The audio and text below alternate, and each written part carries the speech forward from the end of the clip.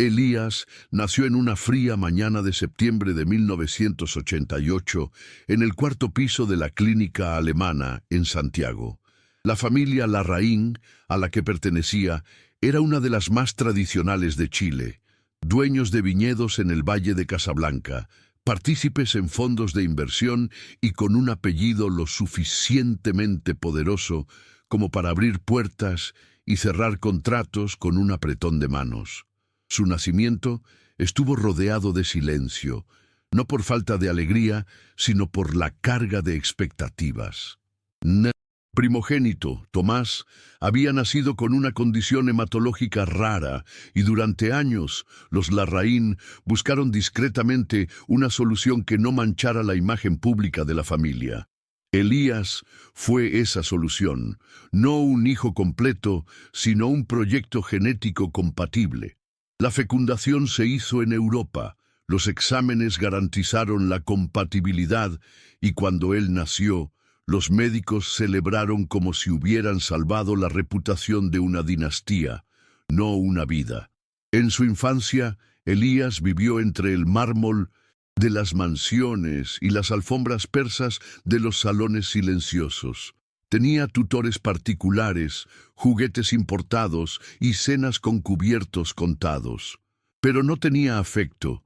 Su cuarto era más pequeño, alejado del de sus padres, y se ubicaba discretamente cerca del ala médica de la casa, donde había refrigeradores especiales para guardar bolsas de sangre y un equipo disponible las 24 horas para cualquier eventualidad. Tomás, por otro lado, era el rostro de la nueva generación, guapo, educado, destinado a heredarlo todo. Desde muy temprano, Elías entendió que su presencia tenía una función. En las reuniones familiares lo elogiaban por su generosidad y por su discreción ejemplar, pero nunca lo invitaban a opinar. A los 14 años, cuando mencionó que quería estudiar literatura fuera del país, su padre fue directo: «No irás a ningún lado mientras tu hermano te necesite». Y así él fue apagando sus propios deseos con la naturalidad de quien apaga las luces antes de dormir. Todo empezó a cambiar cuando apareció Martina. Era hija de un diplomático chileno y había estudiado en Ginebra antes de volver al país para trabajar en curaduría de arte. Tenía ese tipo de presencia que hacía parecer cualquier ambiente una obra teatral. Cabello castaño rojizo, siempre recogido en moños desordenados, vestidos con cortes impecables, voz serena y mirada atenta. Conoció a Elías en una exposición privada en el Museo de Artes Visuales, donde él estaba por obligación, como siempre, acompañando a Tomás. Martina no se encandiló con la pose de Tomás, sino con la forma en que Elías observaba un cuadro en silencio, como quien pide auxilio sin mover los labios. Se acercó con calma, con preguntas sencillas, y él respondió con un cuidado que ella nunca había visto en nadie de ese círculo. Fue el inicio de algo que ni siquiera él supo cómo nombrar. La relación evolucionó de manera discreta, como todo en esa élite que vive entre cenas reservadas y escándalos silenciados. En menos de un año ya frecuentaban los mismos eventos, y el nombre de Martina empezó a aparecer junto al de Elías en las columnas sociales. La familia Larraín no solo aprobó, sino que incentivó la unión. El padre de Elías, por primera vez, lo llamó a una conversación privada. Dijo que algunas alianzas son estratégicas y que Martina trae buenos ojos para nosotros. Elías escuchó todo en silencio, pero creyó que ahí había algo real. 2 años después, en la terraza de la viña familiar durante un fin de semana soleado, él le pidió matrimonio. Martina lloró, sonrió y dijo que sí, apretando su mano con fuerza. Aquella noche, él durmió creyendo que por primera vez había conquistado algo que era solo suyo, pero al otro lado de la propiedad, en un ala restringida, Tomás recibió un mensaje en su celular: «Todo en orden, él está completamente entregado», y respondió con una sola palabra: «Excelente». El compromiso de Elías y Martina se convirtió en un titular discreto en las revistas de lifestyle de Santiago. Dos nombres influyentes, un solo futuro, decía el pie de foto en una de las imágenes tomadas durante una fiesta en el Club de la Unión. Elías, a pesar de sentirse incómodo con los flashes, empezó a creer que, finalmente, formaba parte de la narrativa de su propia vida. La boda quedó fijada para la siguiente primavera, en una ceremonia privada en la hacienda de los Larraín, mientras los asesores organizaban cada detalle, desde la disposición de las mesas hasta el número de 1901 invitados. Elías apenas se percataba de que todo era supervisado por sus padres. Tomás, con la salud aparentemente estabilizada, comenzó a mostrarse más presente, siempre amable, siempre sonriente, como si quisiera reconstruir una relación fraternal que en realidad nunca existió. Elías se dejó llevar, vulnerable ante la idea de que, tal vez, al fin sería amado por todos. Pero había pequeños ruidos, detalles que no cuadraban. El día en que Elías encontró por casualidad una carta médica con la fecha alterada, o cuando escuchó de refilón a la gobernanta comentar que la sala de transfusiones había sido reorganizada por culpa de la boda. Nadie tocaba de frente el asunto de las donaciones. Era como si la sangre que salía periódicamente de su cuerpo formara parte de una herencia silenciosa, un sacrificio incrustado en el apellido. Incluso Martina, antes tan curiosa, ahora evitaba preguntar. Sonreía, abrazaba, pero había un tipo de ausencia en su mirada, como si siempre escuchara un sonido diferente del que él pronunciaba. Elías lo notaba, pero ahogaba la duda como quien traga un hueso. Lo sentía, pero no lograba expulsarlo. Fue en una madrugada lluviosa de agosto cuando todo cambió. Elías se despertó con una ligera mareo, algo que ya había sentido tras donaciones más intensas, pero aquella vez fue distinto. Al intentar incorporarse, cayó. Despertó horas después, ya hospitalizado, con tubos en el brazo y luces blancas en el techo. En la silla a su lado, Martina le apretaba la mano, llorando en silencio. Tomás no estaba. El médico, un viejo conocido de la familia, dudó antes de hablar, pero entregó la verdad como quien cumple un protocolo obligatorio. Elías había sufrido una hemorragia interna leve, consecuencia del cúmulo de transfusiones realizadas en los últimos meses, más de lo necesario para mantener cualquier protocolo preventivo, dijo casi en un susurro. Fue allí, en esa cama, con el sonido del monitor cardíaco marcando un tambor frío, que Elías comprendió que no solo era útil, era explotado. Aún, al día siguiente, cuando pidió ver los registros de sus últimas donaciones, el personal del hospital se negó. Afirmaron que todo había sido coordinado por la familia y que no tenían permiso para abrir los archivos. Elías, con las pocas fuerzas que le quedaban, buscó su celular. Encontró un intercambio de mensajes entre Martina y su padre, en un grupo oculto. No era invasión de privacidad, era desesperación. Y allí estaban las pruebas. Uno decía, está más débil de lo esperado, tendremos que ajustar el ritmo. Y otro, enviado por Martina, si descubre la verdad, todo puede venirse abajo. La sangre de Elías pareció helarse en ese instante, no solo por saber que su prometida formaba parte del plan, sino por comprender que cada gesto de cariño, cada beso, cada mirada, había sido ingeniería emocional, no amor. Elías salió del hospital una semana después, con el cuerpo débil y la mente aún más frágil. Lo que antes era una duda incómoda, se había convertido en una certeza inamovible. Y el dolor ya no era físico, sino existencial, como si hubiera pasado décadas siendo un extra en su propia historia. Al regresar a la mansión de los Larraín, todo permanecía idéntico.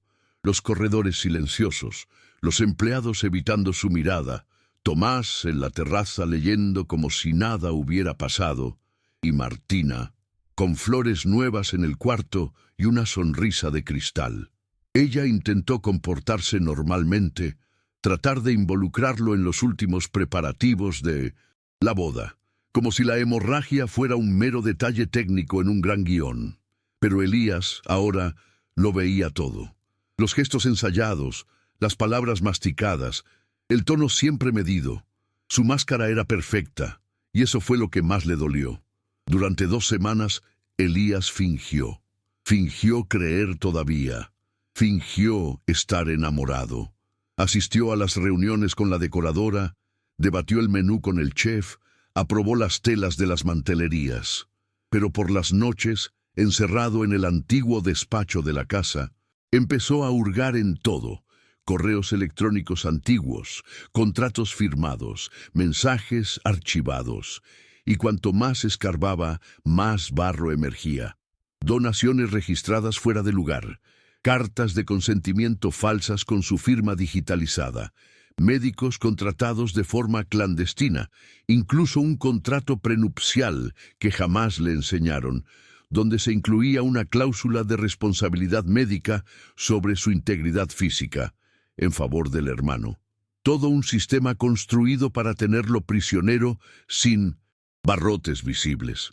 La casa, la fortuna, el amor, todo estaba diseñado como una jaula dorada.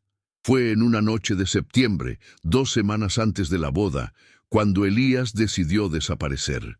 Sin escándalos, sin conflictos, simplemente irse. Tomó el antiguo Peugeot azul de su abuela, oculto en el garaje trasero, y condujo hacia el sur del país, donde nadie lo conocería. No avisó a nadie, no llevó celular. Solo algunos documentos, dinero en efectivo y un sobre con todas las pruebas reunidas, dejado adrede en la caja fuerte del despacho de su padre. Sabía que aquello causaría un terremoto familiar, pero ya no le importaba. En la altura de Chillán, al mirar por la ventana de la sencilla hostería donde pasó su primera noche, sintió el corazón latir en un ritmo que no escuchaba hacía años. Por primera vez, no era propiedad de nadie. 2 meses después, Elías reapareció discretamente. No en Santiago, sino en Chiloé, una isla rodeada de verde y silencio, donde compró un pequeño terreno usando otro nombre, con el dinero heredado de su abuela materna, la única que quizá sí lo amaba de verdad. Allí, entre pescadores y turistas ocasionales, comenzó una vida nueva. Construyó una casa de madera con sus propias manos, aprendió a pescar, a plantar, a cuidar de sí mismo y sobre todo aprendió a decir no. De vez en cuando alguien de la familia intentaba contactar, un correo electrónico, una nota dejada en la hostería vecina, pero él nunca respondía. Martina apareció una vez, meses después, sin maquillaje, con los ojos hundidos y la culpa marcada en la voz. Elías simplemente dijo: «Tuviste tu oportunidad», y cerró la puerta. Los primeros meses en Chiloé fueron un lento renacer.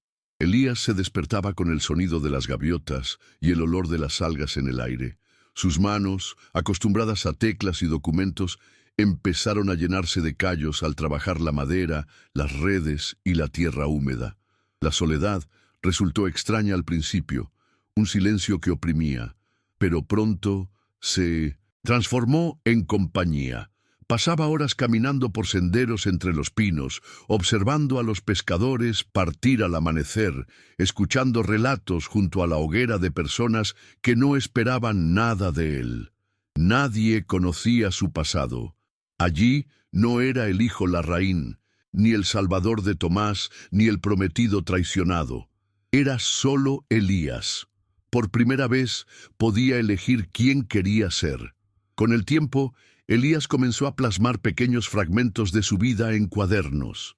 Escribía sin pretensiones, recuerdos, sensaciones, retazos. Un día decidió enviar uno de esos textos a un blog anónimo de crónicas personales. El texto se volvió viral. Los comentarios llegaban, diciendo que aquello resonaba con experiencias propias. La sensación de ser usado, manipulado, reducido a una función. La respuesta fue tan intensa que Elías creó una identidad falsa para publicar más. En menos de 6 meses contaba con una audiencia fiel, lectores ávidos de sus relatos, aún sin saber quién era. Por primera vez, su dolor generaba algo hermoso, y más aún útil, pero no como antes, no a costa de su vida. Ahora era elección. Fue en ese contexto que conoció a Isidora. Ella era profesora de historia en una escuela rural y había regresado a la isla para cuidar de su madre enferma. Tenía un carácter directo y honesto, de quienes han desperdiciado demasiado tiempo con gente de palabras bonitas. Se conocieron haciendo fila en la panadería, comentando un artículo en el diario local. Empezaron a conversar, luego pasear, y juntos, y pronto compartían tardes lluviosas cocinando sopas e intercambiando libros. Elías reveló su historia poco a poco. Isidora no reaccionó con asombro ni compasión. Simplemente dijo: «Es impresionante cómo lograste salir». Y eso fue todo lo que él necesitaba escuchar, sin promesas, sin expectativas, solo la presencia real de alguien que deseaba quedarse. Mientras tanto, en Santiago, la familia Larraín se desmoronaba. Tomás, sin las transfusiones frecuentes, volvió a enfermar gravemente. El padre fue investigado por falsificación de documentos médicos. La madre, ya frágil, se recluyó en su soledad. Martina, tras la visita rechazada en Chiloé, desapareció del ámbito público por un tiempo. El nombre de Elías empezó a circular en conversaciones susurradas, pero nadie sabía con certeza dónde se encontraba. Se convirtió en el secreto de la familia, la mancha imposible de borrar. Y él, en paz, observaba todo desde la distancia, a veces riendo en silencio, otras veces llorando por lo que nunca tuvo, pero siempre seguro de que había hecho lo necesario, se había elegido a sí mismo. Con los años, Elías se integró completamente a la isla. Los vecinos lo conocían como el hombre que llegó de la nada y edificó todo con sus propias manos. Respetaban su silencio y admiraban su sencillez. Organizó talleres de escritura los domingos en la biblioteca comunitaria. Enseñó a los niños a registrar sus memorias y ayudó a los pescadores mayores con trámites y documentación. Aquella comunidad, sin saberlo, le ofreció algo que jamás había tenido: pertenencia. El apellido Larraín nunca se mencionó. Cuando alguien preguntaba de dónde venía, él respondía: de muy lejos. Y era cierto, porque el lugar que había dejado atrás no era geográfico, era emocional. Un mundo que tuvo que sepultar para sobrevivir. Isidora se convirtió en su ancla en ese nuevo mundo.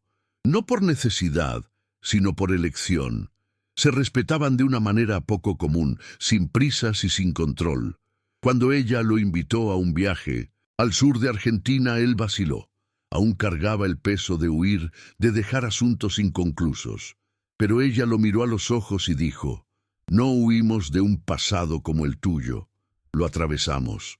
Fue en ese viaje, entre montañas y cafés artesanales, que Elías dejó fluir el miedo por sus manos. Ya no estaba encerrado, no le debía nada a nadie. La sensación era tan nueva que dolía, pero era buena. Por primera vez pudo mirar al futuro sin encogerse. En el 5º aniversario de su llegada a la isla, Elías recibió una carta inesperada, sin remitente ni dirección de retorno, solo un sobre amarillo con su nombre escrito a mano. Dentro había una nota breve y una fotografía antigua. La nota decía: «Siempre fuiste más de lo que creíamos. Perdón, si es que eso aún importa». La letra era de su madre. La foto mostraba un viejo Navidad, donde Elías, niño, miraba el árbol decorado mientras todos volteaban hacia Tomás con sonrisas. La imagen era como un espejo roto. Elías la contempló largos minutos. Luego, quemó la nota y guardó la foto. No por rencor, sino como recuerdo. Una prueba de que él existió, que estuvo allí y que ya no. Los años siguientes transcurrieron con calma. Elías publicó un libro con los textos que había escrito durante su proceso de reconstrucción, aún de forma anónima. Ganó lectores en toda América Latina, personas que se reconocían en sus palabras, hermanos invisibles, cuidadores infantiles, mujeres que se dieron hasta agotarse. El libro no nombraba ni fechas ni lugares, pero quien lo leía sentía su verdad, porque lo era. El impacto fue discreto pero profundo. Un día, en una charla para jóvenes escritores en Castro, un muchacho levantó la mano y preguntó: ¿cómo logró escapar de una vida que parecía su única opción? Elías sonrió, respiró hondo y respondió: no escapé. Morí para ellos y renací para mí. La sala guardó silencio, y él supo, una vez más, que estaba donde debía. Con el tiempo, Elías llegó a creer que el silencio también puede ser amor. No el silencio opresivo de la infancia, con órdenes no dichas y cuidados disfrazados, sino el de los días serenos, las rutinas sencillas, los gestos que no requieren explicación. La casa que construyó en Chiloé tenía paredes de madera clara y ventanas amplias que abrían al verde sin fin. A menudo se le veía en el porche, con un libro en el regazo y una taza de té de boldo, contemplando las nubes pasar, como si cada una llevara consigo un recuerdo que ya no deseaba retener. A veces escribía, otras simplemente escuchaba el eco del mar. Era una soledad asumida, por eso nunca vacía. Isidora, que compartía su vida a plenitud, respetaba cada uno de sus silencios. Nunca invadía sus espacios, pero jamás lo dejaba hundirse en ellos. Habían forjado un amor que no necesitaba promesas, solo presencia. Una noche de domingo, sentados en el suelo de la sala, comiendo sopa de mariscos y riendo por una receta fallida, Elías dijo: si alguna vez vuelvo a desaparecer, prométeme que no intentarás traerme de envuelta. Isidora lo miró con serenidad y contestó: si desapareces, será porque lo necesitas, pero deja alguna pista, y yo iré tras de ti. Esa respuesta no lo atemorizó, al contrario, certificó la libertad que tanto anhelaba, ser amado sin ser poseído. Santiago, con su smog, sus redes de poder y sus mansiones custodiadas, se convirtió en un eco distante. Sin embargo, los ecos regresan. Cierta mañana, mientras leía el periódico digital en un café, Elías vio una breve nota al pie de la columna social. Tomás Larraín fallece a los 42 años, tras larga lucha contra complicaciones sanguíneas. No pudo evitar el nudo en la garganta, no de tristeza, sino de algo más complejo. La sensación de que, aunque se había liberado, una parte de su historia había encontrado su final allí. Elías cerró el periódico, pagó el café y salió a caminar por la playa. Se detuvo frente al mar y contempló el horizonte durante varios minutos, pensando en su hermano, en todo lo que nunca se dijeron, en todo lo que tuvo que renunciar para sobrevivir, y luego continuó su camino. 2 días después llegó una mujer a la isla, discreta, vestida con ropas sencillas, una maleta pequeña y ojos hundidos por lágrimas antiguas. Era Martina. Nadie la reconoció. Allí ella ya no era nadie. La buscó en la librería comunitaria. Elías la vio de lejos y vaciló, no por miedo, sino porque ese capítulo parecía cerrado. Martina pidió solo 10 minutos. Se sentaron bajo un árbol centenario, donde los niños jugaban. Ella habló con voz temblorosa. Intenté seguir adelante. Me perdí en el camino. Jamás imaginé lo que harías con tu dolor. Tú desapareciste y yo enloquecí. No por ti, sino porque sin ti todo se volvió insoportable. Elías la escuchó en silencio, y cuando terminó dijo: te perdono, pero no regreso. Luego se puso de pie, sin rencor ni prisa, con la certeza de estar finalmente libre. Martina partió esa misma tarde, sin pedir otra cosa que el perdón que ya había recibido. Elías la vio embarcar en el pequeño ferry que conectaba la isla con el continente, y sintió algo entre alivio y duelo. No por perderla, sino porque comprendió que toda la vida anterior quedaba atrás. En esa despedida sin abrazos ni discursos grandilocuentes, entendió que ciertos lazos existen solo mientras tú los permites, y que, a veces, liberarse implica no responder, no explicarse, no intentar reparar lo construido con mentiras, simplemente dejar ir y seguir adelante. En los meses siguientes, Elías se dedicó aún más a la escritura y a su vida sencilla. Recibía cartas de lectores de distintos países, personas que confesaban haber hallado en sus textos una valentía que desconocían. Fue invitado a encuentros literarios, pero rara vez aceptaba. Prefería la rutina tranquila de la isla, el olor de la madera mojada tras la lluvia, el resonar del mar filtrándose por las ventanas en noches ventosas.